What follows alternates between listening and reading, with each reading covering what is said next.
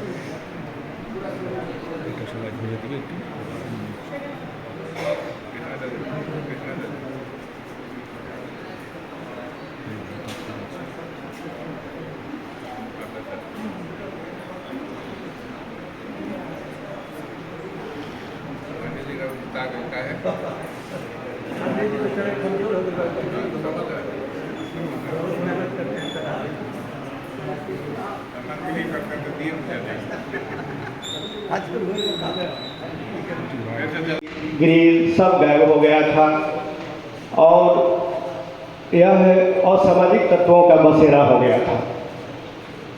यहाँ के लोगों को काफ़ी परेशानी होने लगी थी। ऐसी स्थिति में और राजू गर्ग जी के आर्थिक सहयोग से हम आज इस बिल्डिंग को इस रूप में देख पा रहे हैं। इस बिल्डिंग को बनाने में राजू गर्ग जी अपने घर समझ करके इसको बनवाए। व्यस्त रहते हुए भी वो महीना में एक बार दो बार आ करके मुआयना करते थे कि सब ठीक ठाक तो हो रहा है। एक अपने निजी आदमी को डिपोर्ट किए थे, वो आदमी 10 बजे से लेकर के 6 बजे तक यहाँ रह करके बनवाते थे। जो राज काफले जी मंच पर विराजमान हैं, इस जमीन को देने वाले, यदि जमीन ही नहीं होता तो बीज हम कहाँ रोपते, कहाँ बीज रोपते और कहाँ वृक्ष तैयार होता। तो उस जमीन दाता श्री गणेश त्रिपाठी जी, जिनको हम लोग प्यार से बाबा कहते हैं, मंच पर और आज इस सभा कक्ष में उपस्थित हमारे हिमालय शहीद नगर, गांधीनगर, आसपास के सिलीगुड़ी से आए हुए प्रतिष्ठित व्यक्तिवर्ग उपस्थित हैं। मेरे छोटे भाई की तरह करण सिंह जैन जो साहित्यकार हैं, जो कवि हैं, उपस्थित हैं। मेरे शिक्षक तुल्य शुक्ला सर जी, देवेंद्रनाथ शुक्ला जी हिंदी के प्रतिष्ठित साहित्यकार हैं। राजू गर्ग जी उपस्थित है मंच पर, जिन्होंने इस रूप में इसको सजाया संवारा। इसके निर्माण के ये जो जर्जर अवस्था हो चुका था अध्ययन केंद्र का, जहां हम लोग सही नाम तो रखा गया था अध्ययन केंद्र, लेकिन केवल बिल्डिंग ही बन पाई थी।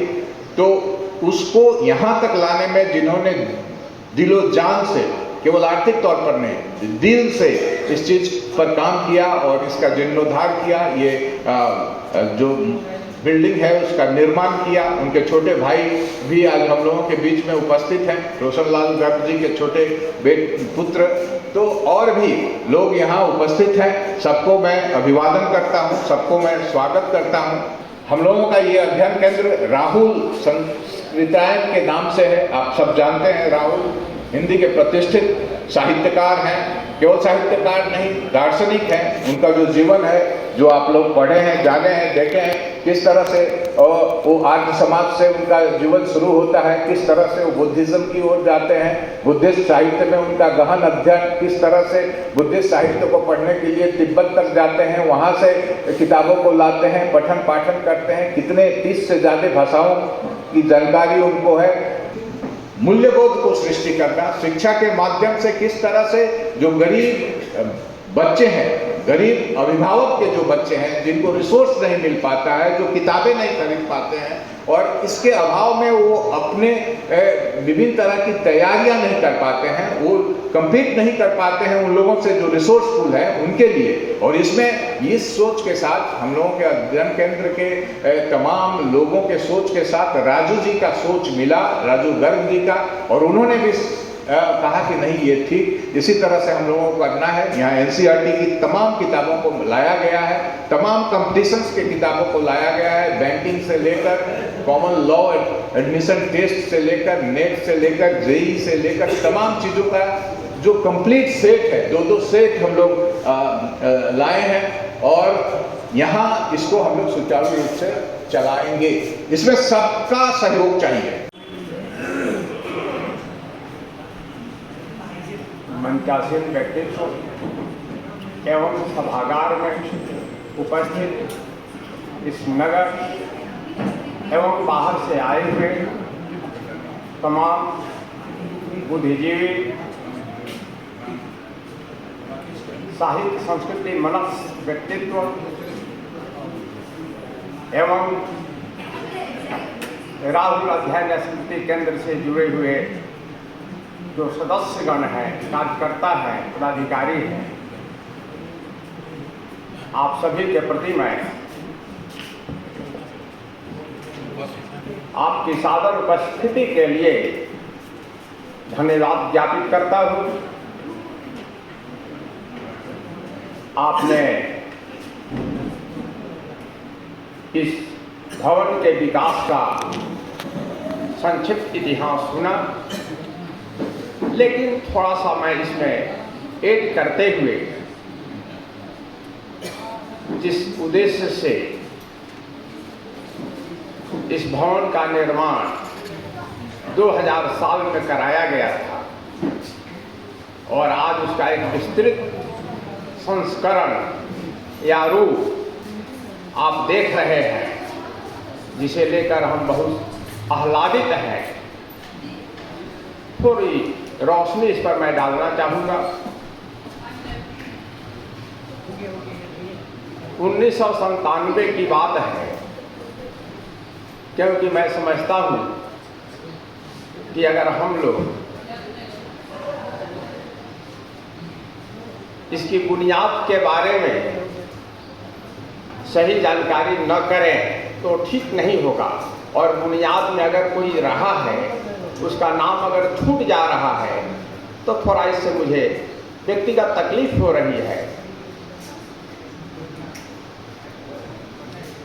गणेश त्रिपाठी जी ने 1997 में थोड़ा इतिहास में आपके संज्ञान में लाना चाहता हूँ, और मैं यह चाहता हूँ यह भवन बनकर आज जिन लोगों के महत् प्रयास से तैयार हुआ है,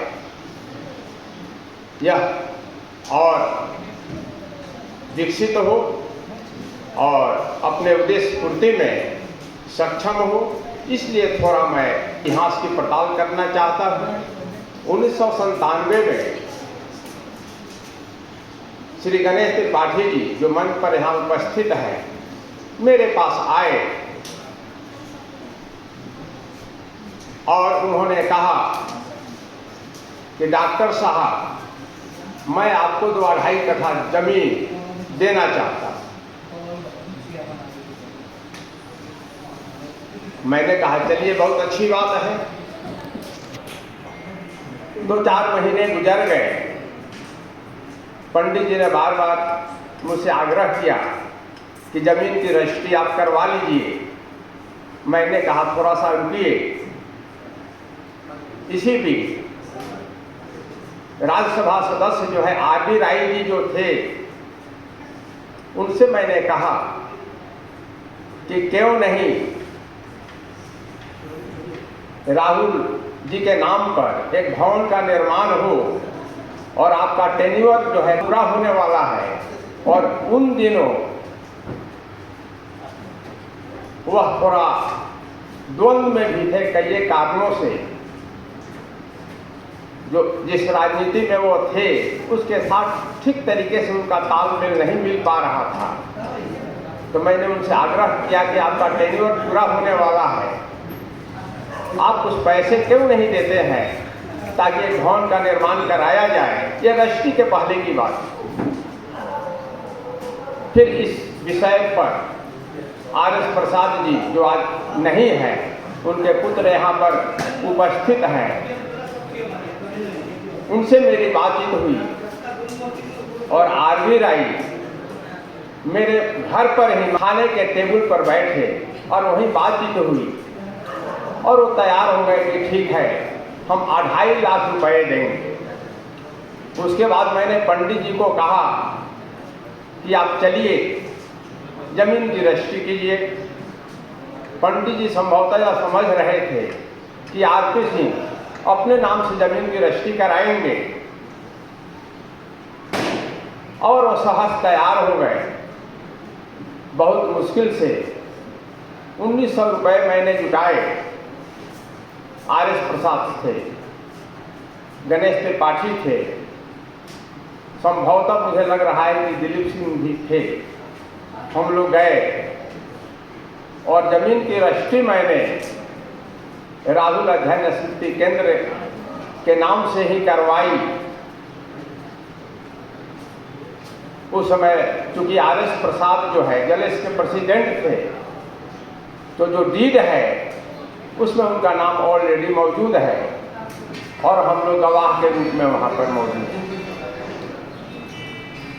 फिर दिलीप सिंह उस समय मेयर इन काउंसिल थे।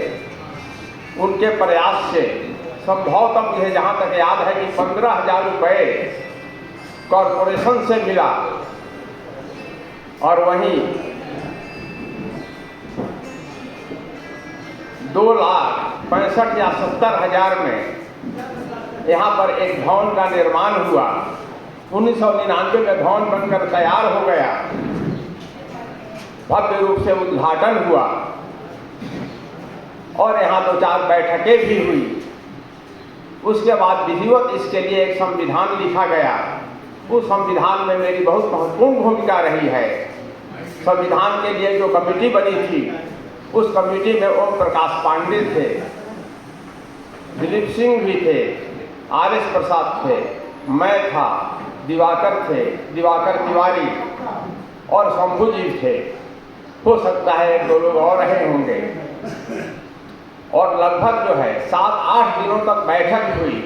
बैठक होने के बाद संविधान तैयार किया गया और वहाँ पर हम लोगों ने संविधान में इस बात का उल्लेख किया कि महापंडित राहुल संकटायन की जो विरासत है, उनका जो कृतित्व है, उसको बरकरार रखते हुए यहाँ एक जो है भव्य पुस्तकालय का निर्माण होगा, जहाँ राहुल पर अनुसंधान होगा। उसी दौरान शहर में स्टैच्यू भी बनाने की बात चली और इसको लेकर 2 बार या 3 बार विकास घोष मेयर थे, वहाँ हम लोगों की बैठक भी हुई। लेकिन वह बैठक इस बात पर आकर बिगड़ गई। यह मैं इसलिए कहना चाहता हूँ कि आप लोग थोड़ा इतिहास को समझें और जानें। उन्होंने कहा कि राहुल के लिए हम जगह नहीं देंगे, मनमूर्ति बनाने के लिए यह परमिशन नहीं देंगे कि लोग अपने बाप को भूल जाते हैं। और मुझे अच्छी तरह याद है उस बैठक में, उन्हीं के दफ्तर में बैठक हो रही थी। मैं था, आर.एस. प्रसाद थे, संभवतः दिलीप सिंह भी थे, दिवाकर तिवारी थे। उनकी बात मुझे अच्छी नहीं लगी और मैंने मेयर को कहा कि हो सकता है कि आप अपने बाप को भूल गए होंगे, लेकिन हम लोगों ने अपने बाप को अभी तक याद किया है और हम अपने मनुष्यों के प्रति सम्मान श्रद्धा ज्ञापित करना जानते हैं। और बोल करके हम दफ्तर से निकल गए। खैर स्टैच्यू नहीं बन पाई उनकी, इस बात का अभी तक मलाल है। और चूंकि यहाँ पर भवन है तो आने वाले दिनों में संभव है कि राहुल की भी एक स्टैच्यू बनकर तैयार हो जाएगी। तो बुनियाद में आर.वी. राय की भी बड़ी एक भूमिका रही है। अगर आर.वी. राय 2.5 लाख रुपए नहीं दिए होते तो शायद 2000 में बिल्डिंग बन करके तैयार नहीं होती और आज उसका विस्तार आप नहीं देख पाते। लेकिन खैर रख रखाव के अभाव में बिल्डिंग जर्जर हो गया। यह बिल्डिंग जो है बैठक करने वाली रह नहीं गई थी। और मुझे इस बात की बेहद खुशी है कि दिलीप सिंह के महत् प्रयास से और यहाँ दिवंगत रोशन लाल जी के सुपुत्र मौजूद हैं मंच पर, राजू गर्ग जी, इनके आर्थिक सहयोग से दिशा निर्देश में आज एक भव्य भवन यहाँ पर बन करके तैयार हुआ है। तो इसकी रक्षा हो, इसका संरक्षण हो और इसकी श्रीवृद्धि हो, यह कामना करते हुए मैं सिर्फ 2-4 बातें यहाँ राहुल जी पर कहना चाहूँगा। लेकिन हिंदी साहित्य के इतिहास में यात्रा साहित्य का जो अभिनव वर्णन है, जो विकास है, मैं समझता हूँ वह भारतीय इतिहास हिंदी साहित्य के लिए एक धरोहर है। और मैं समझता हूँ दुनिया के इतिहास में संभवतः यात्रा वृत्तांत जितना विस्तृत रूप से राहुल ने प्रस्तुत किया, शायद वह विश्व इतिहास में भी दुर्लभ है। राहुल का जीवन संघर्ष थे उनके साहित्य को शीर्ष पर पहुंचाया। उनकी एक पुस्तक है वोल्गा से गंगा, संभवतः उसे आप बहुत सारे लोगों ने देखा होगा, उस पुस्तक को पढ़ी होगी। और विश्व का यह पहला इतिहास है जो द्वंद्वात्मक भौतिकवाद के विकास को जो है साहित्य में जो है रूपांतरित करता है। हिंदी साहित्य में तो है ही, विश्व साहित्य में भी यह दुर्लभ है। वैसा कोई साहित्य नहीं लिखा गया जिसमें द्वंद्वात्मक भौतिकवाद को कथा साहित्य के माध्यम से प्रस्तुत किया गया हो।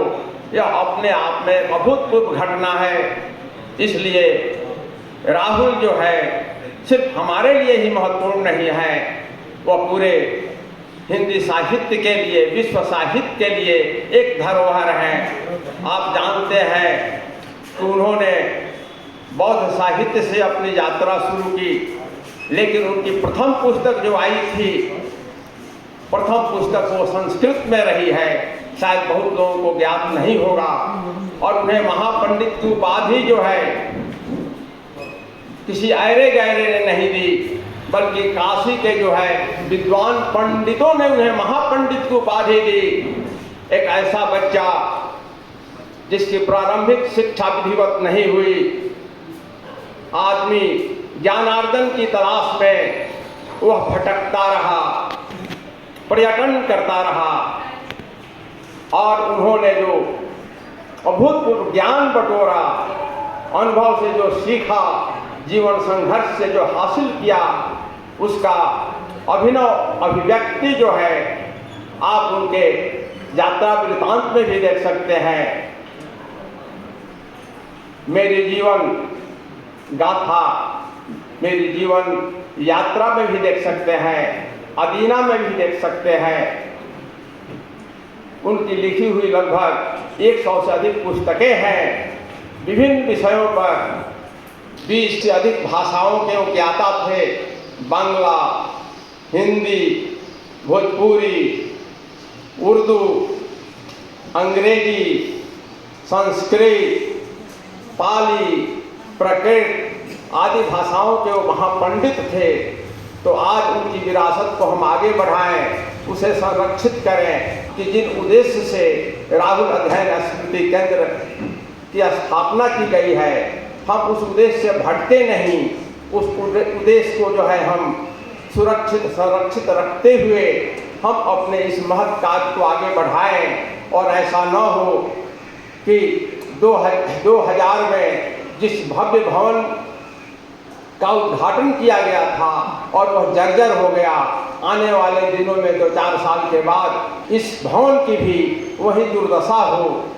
हम चाहते हैं कि इसके लिए आप लोग विधिवत काम करें, तत्परता से कार्य करें। और किसी भी महत् कार्य के लिए जब तक आदमी अपने स्वार्थ से ऊपर नहीं उठता है तब तक वह कार्य संपन्न नहीं होता है। और हमें इस बात को भी ध्यान रखना होगा कि यह कोई राजनैतिक मंच नहीं है, यह कोई राजनीतिक संस्था नहीं है। हाँ, यह बात जरूर है, महापंडित राहुल शंकरत्यायन वह प्रगतिशील विचार के संवाहक रहे हैं, तो हम प्रगतिशील विचार से भटके भी नहीं, प्रगतिशील साहित्य और चिंतन से हम भटके भी नहीं।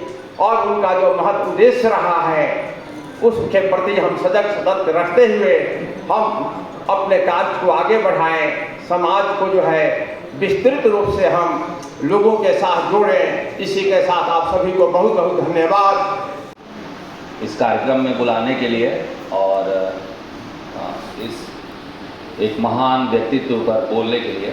ख़ास तौर पे मैं सोच रहा था कि आप मुझे बोलने देंगे कि नहीं क्योंकि मैं लेट से आया था और बोलने का अधिकार तो जो यहाँ पे बैठे लोग रहते हैं उनको पहले मिलता है। दरअसल मैं इसलिए बोलना चाहता था क्योंकि राहुल सांस्कृत्यायन का जो कर्म भूमि रही है परसागढ़, छपरा ज़िले में है, सारण जिसको कहते हैं, वहीं पे मेरा बचपन गुजरा है, वहीं पे जी। तो जब हम लोग बड़े हो रहे थे और साहित्य, संस्कृति, इतिहास से जब परिचित हो रहे थे तो उस समय राहुल बाबा की चर्चा होती थी। हमारे ज़िले में इनको राहुल बाबा कहा जाता है। और उस कर्म भूमि पर इन्होंने करीब 150 पुस्तकों की रचना की, परसागढ़ में रहे थे। तो ख़ास तौर पे हम लोगों को उनका व्यक्तित्व अपना लगता है। और पूरी दुनिया में जो भारतीय जो संस्कृति है, भारतीय जो सोच है, उसका एक छोटा सा उदाहरण जो है इन्होंने प्रस्तुत किया कि जब दुनिया के तमाम शक्तिशाली लोग, राजा, आक्रमणकारी जो लोग थे, वो जब दूसरी देशों में जाते थे तो वहाँ से धन संपत्ति, सोना जवाहरात लूट के लाते थे। या जब अंग्रेज़ों ने भी जो है वो दूसरे देशों पे कब्जा किया और वहाँ पर अपनी जो शासन प्रणाली बनाई, तो उन देशों की जो संपत्तियाँ थी उनको लूट करके वो लाते थे और इंग्लैंड पहुँचाते थे। तो एक परंपरा रही है कि लोग जब दूसरे देशों में जाते हैं, वहाँ पर उनको कुछ मिलता है तो वो लूट के अपने यहाँ लाते हैं, उसमें संपत्ति ही होती है। राहुल जी ने जब अपनी यात्रा की और वो जब दूसरे देश गए, तिब्बत गए, तो वहाँ से उन्होंने खच्चरों पे लाद करके 10,000 पुस्तकें लाई। भारत की जो मनीषियों की जो सोच है और जो उनकी जो हमारी जो जीवन प्रणाली है, हमारी जीवन की जो सोच है कि हम हीरे जवाहरात लूटने नहीं जाते हैं। अगर हम कहीं जाते हैं, हमको कुछ मिलता है तो हम पुस्तकें ले आते हैं, पांडुलिपियाँ ले आते हैं और ला करके उनको पढ़ते हैं, उनकी विवेचना करते हैं, उनको सामान्य जो नागरिक है उन तक पहुंचाते हैं। राहुल सांस्कृत्यायन ने ये बहुत बड़ा काम किया।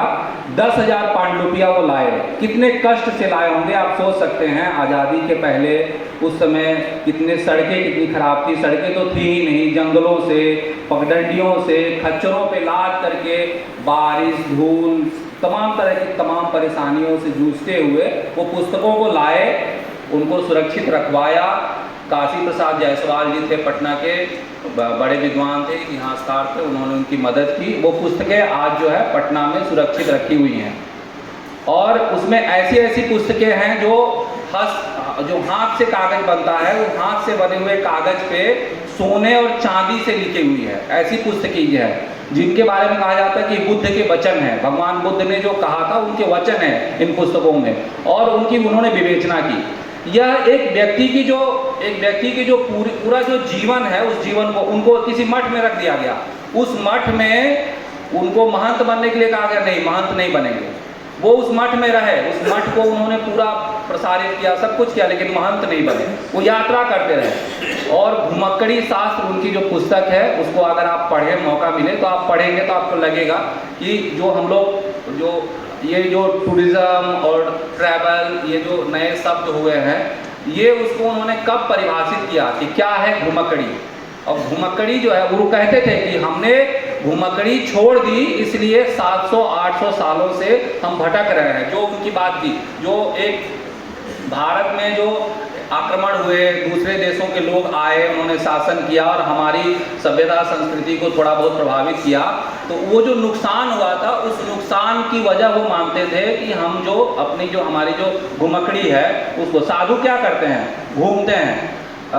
जब जब जब उनको घूम के वो क्या करते हैं, बुद्ध ने क्या किया, घूमते रहे। जब उनको समझ में आया वो गए, इनके पास गए, उनके पास गए, सबके पास गए। उनके जो सवाल थे कि आदमी बीमार क्यों होता है, आदमी मरता क्यों है, आदमी दुख में क्यों रहता है, ये इसका क्या उपाय है, इसकी क्या साधन है, इसको कैसे हम ठीक कर सकते हैं। जब बुद्ध के मन में ये सवाल आए एक राजकुमार के रूप में, और वो जब निकले तो वो तमाम लोगों के पास गए, संतों के पास गए, साधुओं के पास गए, दार्शनिकों के पास गए, सबके पास गए, तमाम मठों में गए, तमाम विचारधाराओं के लोग के पास गए। बुद्ध को जवाब नहीं मिला। फिर वो सोचते रहे। हम लोग कहते हैं ना कि बुद्ध को एक पीपल के पेड़ के नीचे जो है वो बुद्धत्व की प्राप्ति हुई। वो बुद्धत्व कोई वो अलौकिक चीज नहीं थी। उन्होंने लोग पूछा, बात की, चर्चा की, मन में सोचा, ध्यान लगाते रहे। ध्यान लगाते लगाते उन्होंने एक चीज को उस पर एक निर्णय पे पहुंचे। बुद्ध एक निर्णय पे पहुंचे कि नहीं, ईश्वर नहीं है। उन्होंने एक सिद्धांत को अपनाया, उन्होंने कुछ चीजों को ठीक किया, तो वो जो उनको ज्ञान की प्राप्ति हुई, वो उनके अपना जो ज्ञान था उस पर वो निर्णय पे पहुंचे, तो वो ज्ञान की प्राप्ति हम लोग कहते हैं। उसकी कैसे वो उनको प्राप्त हुई, वो घूमने से प्राप्त हुई।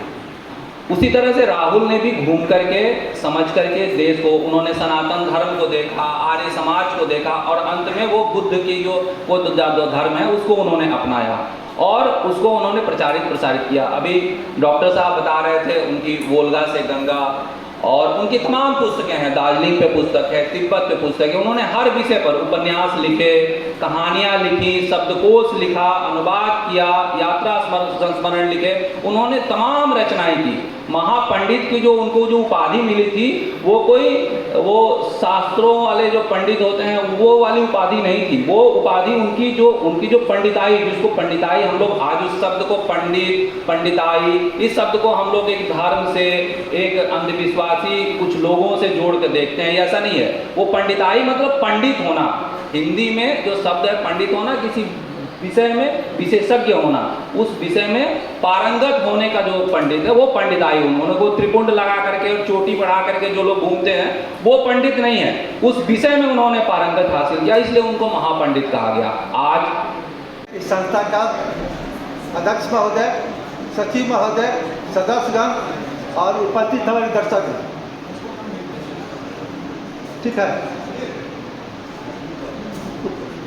सदस्यगण और दर्शकगण सभी को मैं मंगल कामना करता हूँ। भगवान आप लोग की मंगल करे और सब स्वस्थ रहिए, चिंता रहिए। अब हमको जो कहना था वो तो हमारे कमेटी के लोग कह दिए, दिलीप बाबू कह दिए, उसके बाद में डॉक्टर साहब कह दिए, हमारे कहने लायक तो कुछ है नहीं। अब हम जमीन दान किए तक बार बार वही बात को क्या दोहराएं कि हमने दान दिया, जैसे दिया। अब भगवान की दया से हमको बहुत खुशी लगा। आज हमने 2000 में भी देखा, 2000 में बन के भवन तैयार हुआ। आर्मी राई ने 2.5 लाख रुपया शायद दिया था, कुछ दिन लोकल चंदा था, और ले वो करके भवन बना, तैयार हुआ। उसमें बिजली का समस्या था, कुछ दिन पहले तो बिजली बेगर पड़ा रहा। हमारा एक छोटा मोटा दुकान था बिजली का, तो अब कहा चाचा जी ठीक है, इसी बात है, तो तार वगैरह आप जो चीज़ लाइए हमें मंगा लीजिए, और कोई मिस्त्री को खोज करके वायरिंग करवा लीजिए। तो तार और सामान जो था हम भेज दिया, वायरिंग भी होगा। उसके बाद अब जल्दी पाते हैं, क्योंकि समय आप लोग का बहुत लगा, तो हम चाहते हैं जितना जल्दी समाप्त हो जाए। तो वायरिंग हो गया, उद्घाटन भी हुआ। उद्घाटन में अच्छे लोग आए, दिलीप बाबू के परिवार भी था, दिलीप बाबू अपने थे। उसके बाद डॉक्टर साहब, हम कमला बाबू वहाँ से यहाँ चाचा जी, ये सब मिल करके हम लोग, बारिश का टाइम था, उसी में कोई बहुत देख करके हम उद्घाटन में हो गया उद्घाटन। उसके बाद चलने के बाद आई, तो अब यहाँ का जो कमेटी थी, उस कमेटी का जिम्मेदारी था चलाने का। कुछ दिन पहले बंद पड़ा रहा। आज हमको सबसे ज़्यादा प्रसन्नता हुआ कि जिसको हम छोटा देखा आज बड़ा भव्य रूप हो गया और सब किसी को उसमें सहयोग होना चाहिए। मैं जमीन का बात हो कुछ सहयोग किया था, आर्थिक सहयोग नहीं किया था, सामान का नहीं, वो तो गया सब गया। अब जो बन गया उसके लिए भी मैं कुछ किताब वगैरह का सहयोग करूँगा। कुछ किताब मैं पहले भी दिया था और आज भी मैं तैयार हूँ। और हुआ तो हो गया, हम तो जाने की रास्ता में है, अब बोली भाषा भी लटपटा जाता है, बोल नहीं पाते हैं ठीक से। तो जो हो भगवान की दया है। विशेष ना कह करके मैं आप लोगों को अपना तरफ से आस्था, प्रेम और आदर, धन्यवाद करना है कि आने वाले दिनों में आप लोगों का हर तरह का सहयोग राहुल अध्ययन स्मृति केंद्र को मिलेगा। मैं इसके लिए समिति की ओर से बार बार निवेदन करता हूँ। यह जो पुस्तकालय खुला है इससे विद्यार्थियों को जो लाभ होगा, शिक्षा बढ़ रही है, विस्तार हो रहा है हर तरह से, लेकिन जो मूल्यबोध है, नैतिकता है, उसका स्तर जो है गिर रहा है, मनुष्यता का स्तर गिर रहा है। सब कुछ बन रहे हैं, बड़े बड़े डॉक्टर बने, इंजीनियर बने, बहुत बड़े बड़े पदों पर जाए, मंत्री बने, लेकिन मनुष्य बनना आज के युग में, भूमंडलीकरण के युग में, बाजारवाद के युग में, बाजारीकरण का जो प्रभाव है हर क्षेत्रों में हुआ है। निश्चित रूप से हम ऐसी शिक्षा को ग्रहण करेंगे जहाँ मनुष्यता का विकास हो, मनुष्यता कायम रहे, मानवता का विकास हो, ऐसी शिक्षा ग्रहण करें। इसीलिए इस केंद्र का विशेष रूप से आगामी दिनों राहुल जी को लेकर के सेमिनार वगैरह होंगे, उस पर भी हम ध्यान देंगे। उस समय आप लोगों की उपस्थिति की कामना करते हैं और आप लोगों से बार बार आग्रह करते हैं। आपकी उपस्थिति के लिए बहुत बहुत धन्यवाद, अंतर हृदय से धन्यवाद।